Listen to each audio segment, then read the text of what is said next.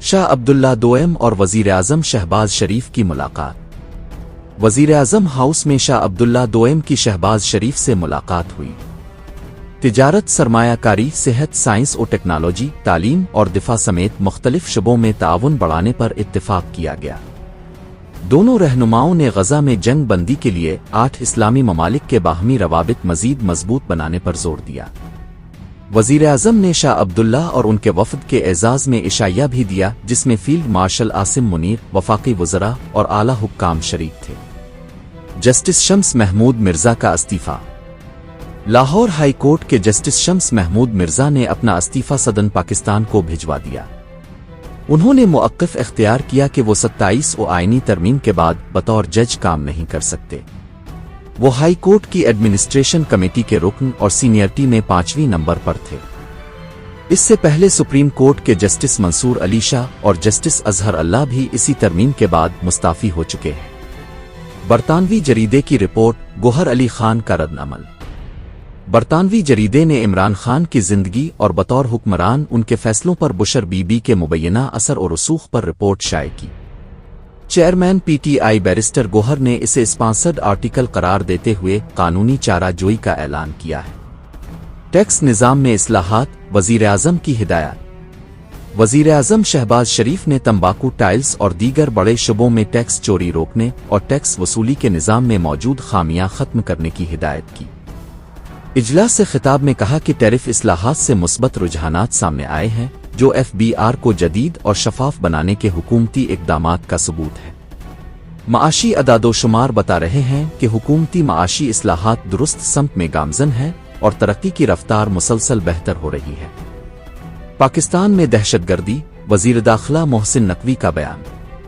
وزیر داخلہ محسن نقوی نے کہا کہ پاکستان میں دہشت گردی برون ملک سے ہو رہی ہے اور کسی کو امن تباہ کرنے کی اجازت نہیں دی جائے گی۔ انہوں نے واضح کیا کہ فیلڈ مارشل پہلے ہی کہہ چکے ہیں کہ دہشت گردوں سے کوئی بات چیت نہیں ہوگی۔ کیڈٹ کالج بانا کے دورے میں انہیں ناکام حملے پر بریفنگ دی گئی۔ وزیر داخلہ نے عمائدین سے ملاقات میں کہا کہ کوئی مذہب بچوں کو نشانہ بنانے کی اجازت نہیں دیتا۔ عمائدین نے بچوں کی حفاظت پر فوج اور فیلڈ مارشل کا شکریہ ادا کیا اور کہا کہ دہشت گرد نہ اسلام سے تعلق رکھتے ہیں نہ انسانیت سے۔ پاک فوج فضائیہ اور بحریہ ترمیمی بل 2025 کی منظوری۔ صدر مملکت نے Pakistan army, Pakistan air force اور پاکستان نیوی ترمیمی بل 2025 کی منظوری دے دی۔ دستخط کے بعد یہ تینوں بل قانون کا حصہ بن گئے۔ گزشتہ روز سینیٹ نے انہیں کثرت رائے سے منظور کیا تھا، جبکہ پی ٹی آئی اور جی یو آئی کے ارکان نے اس کی مخالفت کی تھی۔ ماحولیاتی تبدیلی، وفاقی وزیر خزانہ کا خطاب۔ وفاقی وزیر خزانہ محمد اورنگزیب نے کہا کہ ماحولیاتی تبدیلی کے چیلنجز سے نمٹنے کے لیے اقدامات کیے جا رہے ہیں۔ سی او پی 30 کانفرنس سے خطاب میں انہوں نے کہا کہ ماحولیات پر منفی اثرات کم کرنے کے لیے عالمی تعاون ضروری ہے۔ گرین کلائمیٹ فنڈز کے حصول میں رکاوٹیں دور کرنا ہوں گی۔ جسٹس کے آغا نے وفاقی آئینی عدالت کے جج کا حلف اٹھا لیا۔ جسٹس کے آغا نے وفاقی آئینی عدالت کے جج کے طور پر حلف اٹھا لیا۔ چیف جسٹس امین الدین خان نے ان سے حلف لیا۔ جسٹس شمس محمود مرزا کا استعفیٰ، 27 ترمیم کے بعد تیسرا جج مستعفی۔ لاہور ہائی کورٹ کے جسٹس شمس محمود مرزا نے استعفیٰ صدر پاکستان کو بھجوا دیا۔ وہ سینیارٹی میں 5ویں نمبر پر تھے اور ایڈمنسٹریشن کمیٹی کے رکن بھی تھے۔ 27 آئینی ترمیم کے بعد اب تک 3 جج اپنے عہدوں سے مستعفی ہو چکے ہیں۔ مزید ججوں کے استعفوں کا امکان، اسپیکر پنجاب اسمبلی کا دعویٰ۔ اسپیکر پنجاب اسمبلی ملک محمد احمد خان نے پیشگوئی کی ہے کہ ججوں کے استعفوں کا سلسلہ رکے گا نہیں اور مزید استعفے آئیں گے۔ انہوں نے کہا کہ کئی فیصلوں میں جانبداری نظر آتی تھی اور بعض ججز تشریح کرتے کرتے آئین لکھنے بیٹھ جاتے تھے۔ ان کا کہنا تھا کہ قانون سازی اور ججز کی تقرری کا اختیار پارلیمنٹ کا ہے، ججز خود اپنی تقرری نہیں کر سکتے۔ آزاد کشمیر میں تحریکن عدم اعتماد، پیپلز پارٹی کا دعویٰ اور پی ٹی آئی کا بائیکاٹ۔ آزاد کشمیر کے وزیر اعظم کے خلاف پیپلز پارٹی کی تحریکن عدم اعتماد پر رائے شماری پیر کے روز ہوگی۔ پیپلز پارٹی نے اپنے امیدوار فیصل تیور کے لیے 35 سے زائد ووٹوں کی حمایت کا دعویٰ کیا ہے۔ پی ٹی آئی اور مسلم کانفرنس نے اس ان ہاؤس تبدیلی کا بائیکاٹ کر دیا ہے۔ پی ٹی آئی کے صدر عبدل قیوم نیازی نے کہا کہ پی ٹی آئی کے 14 ووٹوں سے حکومت بنانا پیپلز پارٹی کی کون سی جمہوریت ہے؟ جموں کشمیر پیپلز پارٹی کے رکن اسمبلی سردار حسن ابراہیم نے غیر جانبدار رہنے کا فیصلہ کیا ہے۔ ذرائع کے مطابق وزیر اعظم انوار الحق تحریک کا مقابلہ کرنے کے لیے تیار ہے۔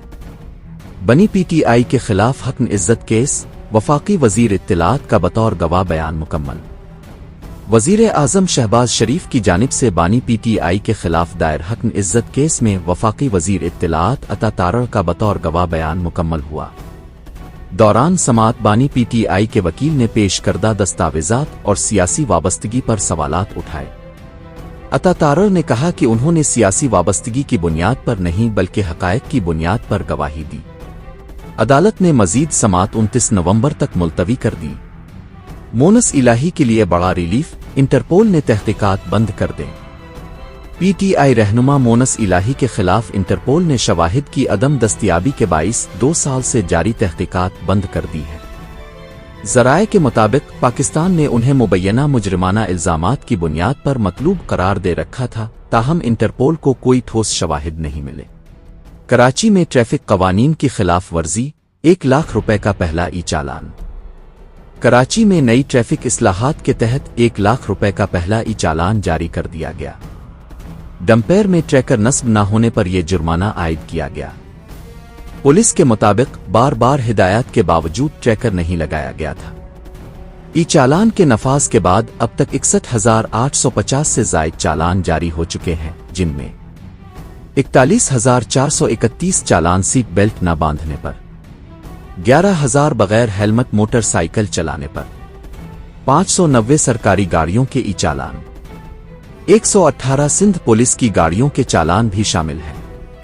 کراچی میں ای چالان کے باوجود ہیوی ٹریفک حادثات میں اضافہ۔ کراچی میں ای چالان نظام کے نفاذ کے باوجود ہیوی ٹریفک حادثات نہ روک سکے۔ چند گھنٹوں کے دوران ڈمپیر اور ٹرالر کے ٹکرانے سے 2 افراد جاں بحق ہو گئے۔ رواں سال اب تک 87 شہری ٹرالر حادثات میں، 50 شہری واٹر ٹینکر حادثات میں، 41 شہری ڈمپیر حادثات میں جان کی بازی ہار چکے ہیں۔ کراچی میں ہیوی ٹریفک حادثات میں مزید اموات۔ کراچی میں ہیوی ٹریفک حادثات کے نتیجے میں مزید 31 شہری جاں بحق ہوئے۔ ٹریفک پولیس کے مطابق شہر میں متعدد ہیوی گاڑیاں رجسٹرڈ نہیں، جس کے باعث اوور اسپیڈنگ کی صورت میں ای چالان نہیں ہو پاتے۔ حیدرآباد میں آتش بازی کی فیکٹری میں دھماکہ، 6 جاں بحق 7 زخمی۔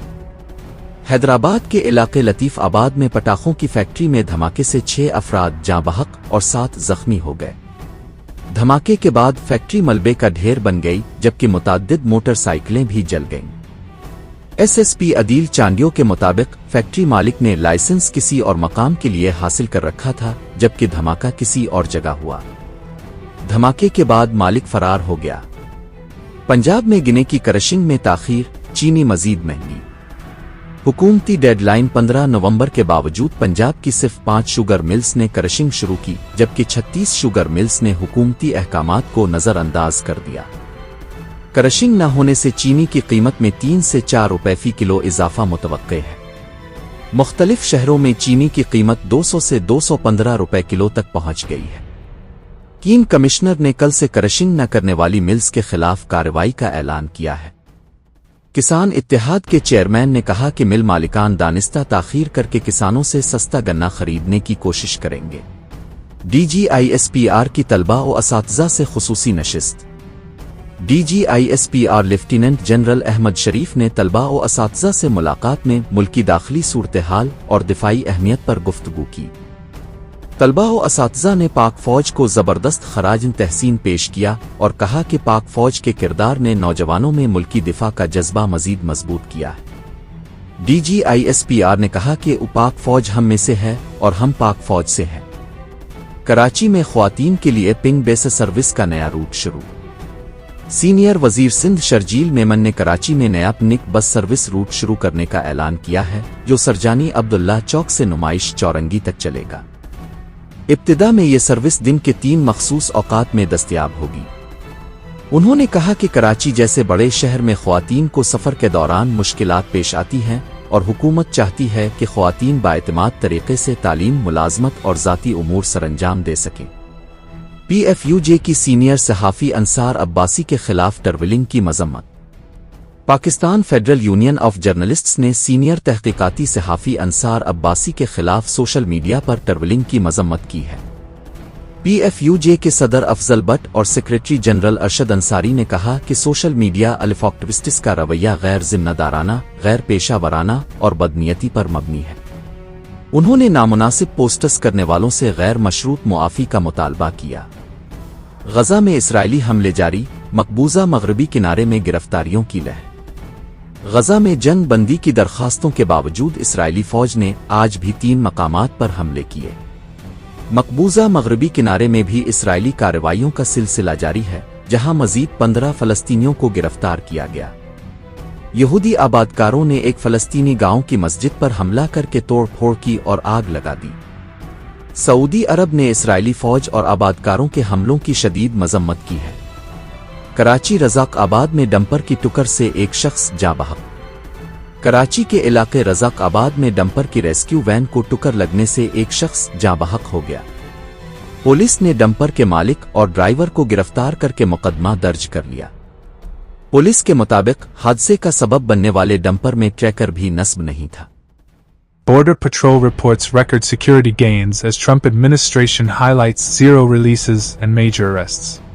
The Trump administration is emphasizing what it calls unprecedented border security, noting 6 consecutive months of 0 migrant releases while Border Patrol agents continue to arrest dangerous individuals linked to gangs, cartels, and transnational crime. Chief of Border Patrol Mike Banks detailed recent apprehensions, including a convicted killer, a Mexican cartel member, and a Venezuelan hitman, while stressing that despite historic progress, the mission is far from complete. Banks reported drastic decreases in illegal crossings, with just 131 recorded yesterday compared to tens of thousands during the same period last year, and highlighted ongoing cooperation with ICE and strengthened enforcement inside the country. He also outlined renewed construction of border wall sections halted under the previous administration, the deployment of advanced surveillance technology, and plans for 900 miles of buoy barriers along the river boundary. Banks said reverse migration is increasing as more migrants choose voluntary departure, and he encouraged those in the country illegally to leave before they are apprehended and barred from future return.